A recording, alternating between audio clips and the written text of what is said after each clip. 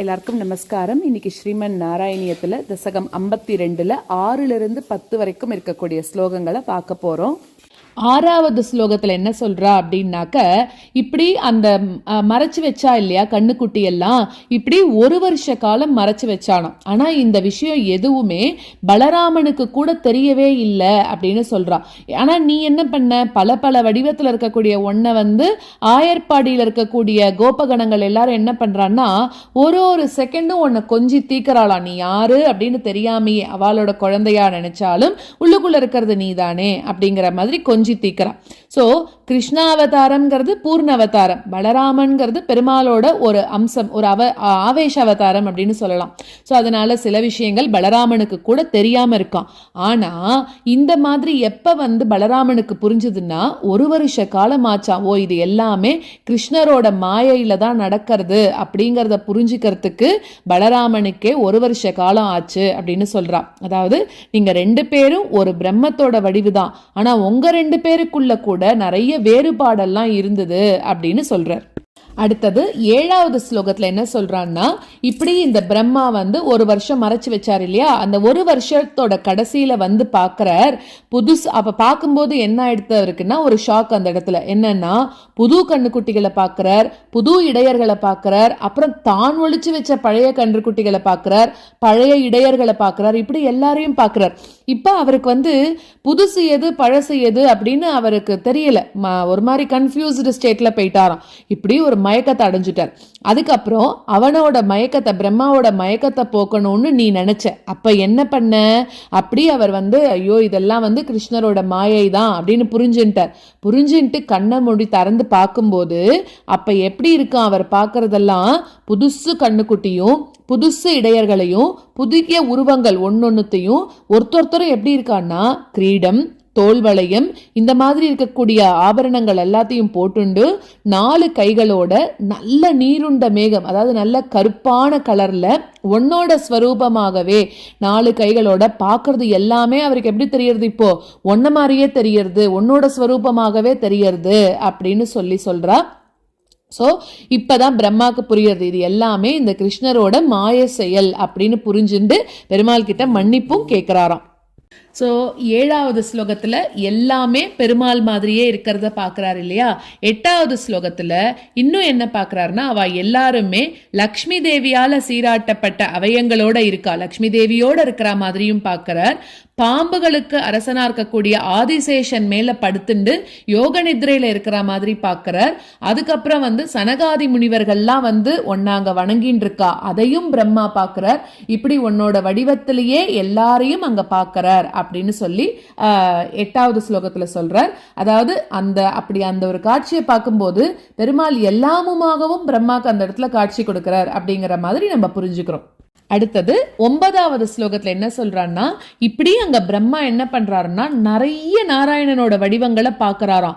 கூடவே யாரையும் பார்க்கிறார், அந்த ஒரு இடத்துலயும் பிரம்மா நாராயணனுக்கு கைங்கரியம் பண்றதை பார்க்கிறார். ஏன்னா நாராயண பெருமாளோட சேவகர் பிரம்மா அப்படிங்கிறதுனால ஒரு இடத்துலயும் பிரம்மாவையும் பார்க்கிறாராம். அந்த இடத்துல தன்னைத்தானே பார்த்துக்கிறார் அப்படின்னு சொல்றா. சோ அந்த மாதிரி ஐயோ நம்ம இப்படி ஒரு தப்பு பண்ணிட்டோமே, மாயையில போய் நம்ம மாட்டிண்டு நம்மளோட அறிவிழந்து போயிட்டோமே அப்படின்னு இப்ப பிரம்மா பெருமாள் கிட்ட ரொம்ப மன்னிப்பு கேட்கிறாராம், நான் பண்ணதெல்லாம் தப்புதான் அப்படின்னு. அப்போ நீ என்ன பண்ற, இப்ப வரைக்கும் பெருமாள் பல சக்திகளை கொடுத்து கண்ணுக்குட்டியாக பாத்திரமாக எல்லாம் பண்ண வச்சாரு இல்லையா. இப்ப என்ன பண்ணிட்டார் அப்படின்னாக்க, பிரம்மா மன்னிப்பு கேட்டா விட்டு அந்த எல்லா வடிவத்தையும் திருப்பி பெருமாள் கிட்ட அடக்கிண்டு ஒருத்தராகவே பிரம்மாக்கு முன்னாடி காட்சி கொடுத்தார். எப்படி காட்சி கொடுத்தார், ஏன்னா அப்ப கண்ணுக்குட்டியை காணும் அப்படின்னு சொல்லும் போது பெருமாள் எப்படி எழுந்து போனார், பாதி சாப்பிட்டு இருந்த போது அந்த பாதி சாதத்து உருண்டையோடைய போனாரா. இப்ப அதே மாதிரி அந்த பாதி சாதத்து உருண்டையோடையே இப்ப பிரம்மாக்கு முன்னாடி பெருமாள் காட்சி கொடுக்கிறார் அப்படிங்கிறது 9வது ஸ்லோகம். அடுத்தது 10வது ஸ்லோகத்துல இவ்வளோலாம் நீ பண்ணதை பார்த்து அந்த பிரம்மா இப்ப என்ன பண்ணிட்டாருன்னா, ஐயோ நம்ம தப்பு பண்ணிட்டோம் அப்படின்னு அவரோட கர்வத்தெல்லாம் இழந்துட்டு உலகத்துக்கே தலைவனா இருக்கக்கூடிய ஒன்ன நன்னா வணங்கி துதிச்சாராம். அதுக்கப்புறம் அவர் என்ன பண்ணிட்டார், சத்தியலோகத்துக்கு போயிட்டார். அதுக்கப்புறம் நீ என்ன பண்ணன்னா, கண்ணுக்குட்டியோடையும் சிறுவர்களோடையும் நீ உன்னோட வீட்டுக்கு போன அப்படின்னு சொல்றான். ஏற்கனவே போனது என்னது, அதெல்லாம் தன்னோட சக்தியை தான் கொடுத்து அந்த ஒரு வருஷ காலம் அந்த குழந்தைகள் போற மாதிரி பெருமாளே தான் எல்லாராத்துக்கும் போனார். அப்போ ஆனா இப்போ ஒரு வருஷம் கழிச்சு இந்த குழந்தைகளை உண்மையான குழந்தைகளாக அவ ஆத்துல போய் கொண்டு போய் சேர்க்க போறார் அப்படின்னு சொல்றோம் நம்ம. இதே மாதிரி இப்ப இந்த குழந்தைகளுக்கு இந்த விஷயம் எல்லாம் தெரிஞ்சிருத்துன்னா எல்லாத்தையும் சொல்லிடுவா இல்லையா. அதனால என்ன பண்ணிட்டார், இப்ப நடந்தது எல்லாத்தையும் அந்த குழந்தைகளுக்கு மறக்க வச்சுட்டாராம், என்ன நடந்ததுன்னே தெரியாத படிக்கு. ஏன் அப்படின்னா அதுக்காக தான் அவர் அந்த பாதி சாப்பிட்ட சோறு உருண்டை அது இருக்கு இல்லையா, அதையும் கையில வச்சுட்டு இருக்கார். சோ அவளுக்கெல்லாம் என்னன்னா எதுவுமே நடக்கல, எல்லாமே இப்போதான் இன்னைக்குதான் நடந்திருக்கு அப்படிங்கிற மாதிரி அவளுக்கு இப்ப மறைச்சு வச்சதெல்லாம் தெரியல. வெறும் அகாசுரவதம் மட்டும்தான் ஞாபகம் இருக்கான். பெருமாள் பண்ணார் இல்லையா அகாசுரவதம், அது மட்டும்தான் ஞாபகம் இருக்கு. சோ எல்லாரும் அவ ஆத்துக்கு போயிட்டு அகாசுரவதத்தை மட்டும்தான் சொன்னான். மத்தபடி இந்த ஒரு வருஷம் மறைஞ்சிருந்ததெல்லாம் அவ யாருக்குமே ஞாபகம் இல்ல, பெருமாள் அப்படி மறக்க வச்சுட்டார் அப்படின்னு சொல்றா. சோ அதனால அப்படிப்பட்ட நீதான் எனக்கு வந்திருக்கிற நோயிலிருந்து என்ன காக்கணும் அப்படின்னு பட்டத்ரி இந்த இடத்துல பிரார்த்தனை பண்ணிக்கிறார். நம்மளும் இப்போ 7வது 10வது வரைக்கும் இருக்கக்கூடிய ஸ்லோகங்களை கத்துக்கலாம்.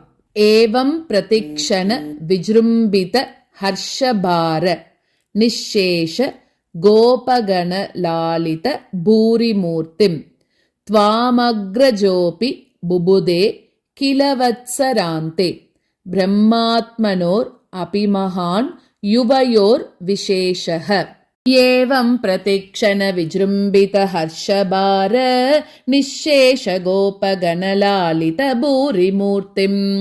ஏவம் பிரதிக்ஷண விஜృంభిத ஹர்ஷபார நிஷேஷ கோபகணலாலித பூரிமூர்த்திம் த்வாமக்ரஜோபி புபுதே கிலவத்சராந்தே பிரம்மாத்மனோரபி மகான் யுவயோர் விசேஷஹ. த்வாமக்ரஜோபி புபுதே கிலவத்சராந்தே பிரம்மாத்மனோரபி மகான் யுவயோர் விசேஷஹ. ஏவம் பிரதிக்ஷண விஜృంభిத ஹர்ஷபார நிஷேஷ கோபகணலாலித பூரிமூர்த்திம் த்வாமக்ரஜோபி புபுதே கிலவத்சராந்தே பிரம்மாத்மனோரபி மகான் யுவயோர் விசேஷஹ. ஏவம் பிரதிக்ஷண விஜృంభిத ஹர்ஷபார நிஷேஷ கோபகணலாலித பூரிமூர்த்திம் த்வாமக்ரஜோபி புபுதே கிலவத்சராந்தே பிரம்மாத்மனோரபி மகான் யுவயோர் விசேஷஹ. வர்ஷாவதௌ நவபுராதன வத்சபாலான் திருஷ்ட்வா விவேகமஸ்ருனே திருஹினே விமூடே பிராதீத்ருஷ பிரதினவான் மகுடாங்கதாதி பூஷாம்ச்சதுர்புஜயுஜஸ் சஜலாம்புதாபான். वर्षावधौ नवपुरातनवत्सपालान् दृष्ट्वा विवेकमसृणे दृहिणे विमूढे. वर्षावधौ नवपुरातनवत्सपालान् दृष्ट्वा विवेकमसृणे दृहिणे विमूढे. प्रादीदृशः प्रतिनवान् मकुटाङ्गदादि भूषांश्चतुर्भुजयुजः सजलाम्बुदाबान्. प्रादीदृशः प्रतिनवान् मकुटाङ्गदादि भूषांश्चतुर्भुजयुजः सजलाम्बुदाबान्. वर्षावधौ नवपुरातनवत्सपालान् दृष्ट्वा विवेकमसृणे दृहिणे विमूढे. प्रादीदृशः प्रतिनवान् मकुटाङ्गदादि भूषांश्चतुर्भुजयुजः सजलाम्बुदाबान्. वर्षावधौ नवपुरातनवत्सपालान् दृष्ट्वा विवेकमसृणे दृहिणे विमूढे. प्रादीदृशः प्रतिनवान् मकुटाङ्गदादि भूषांश्चतुर्भुजयुजः सजलाम्बुदाबान्. प्रत्येकमेव कमला परिलालिताङ्गान् भोगीन्द्र भोगशयनान् नयनाभिरामान् लीलानिमीलितदृशस् सनकादियोगी व्यासेवितान् कमलभूर् भवतो ददर्श.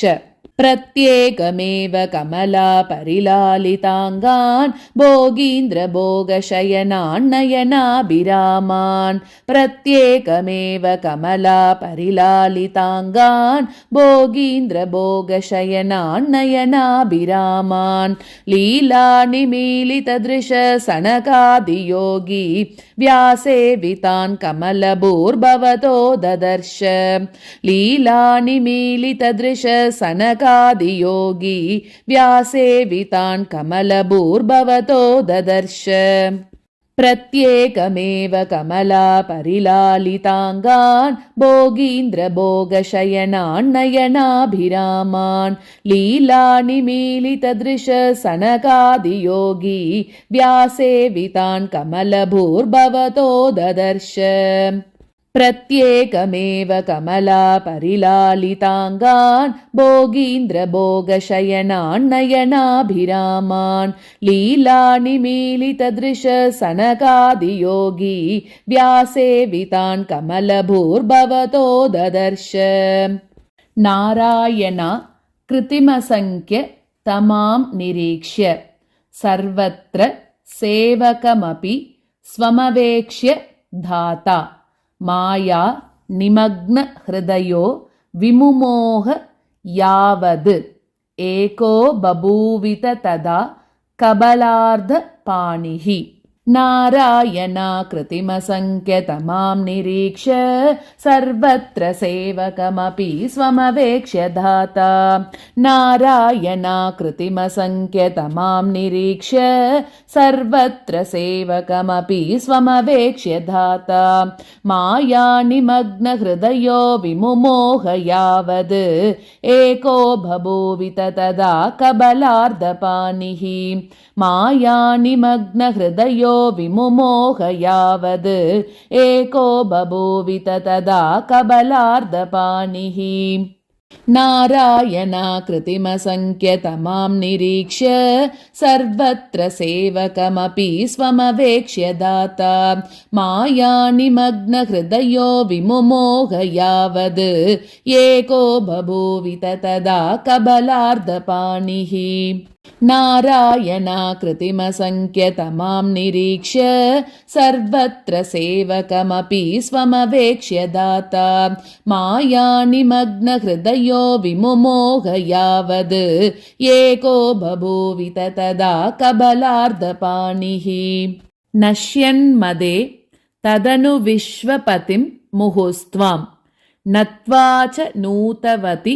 दातरि दामयाते पोतैः समं प्रमुदितै प्रविशन्निकेतं वातालयाधिप विभो परिपाहि रोगात् नश्यन्मदे तदनु विश्वपतिं मुहुस्त्वां नत्वा च नूतवति दातरि दामयाते नश्यन्मदे तदनु विश्वपतिं मुहुस्त्वां नत्वा च नूतवति धातरि दामयाते पोतैः समं प्रमुदितैः प्रविशन्निकेतं वातालयाधिप विभो परिपाहि रोगात् पोतैः समं प्रमुदितैः प्रविशन्निकेतं वातालयाधिप विभो परिपाहि रोगात् नश्यन्मदे तदनु विश्वपतिं मुहुस्त्वां नत्वा च नूतवति दातरि दामयाते पोतैः समं प्रमुदितैः प्रविशन्निकेतं